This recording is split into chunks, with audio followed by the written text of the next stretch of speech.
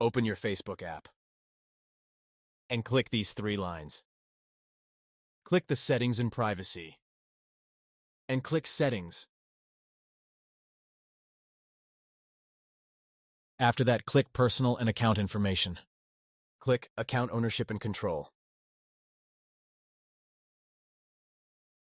Click Deactivation or Deletion. Click Deactivate Account. After that, click Continue to Account Deactivation. After that, click Continue.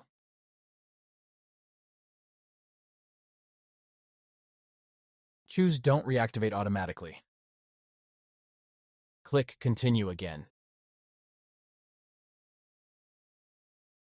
Click Deactivate My Account.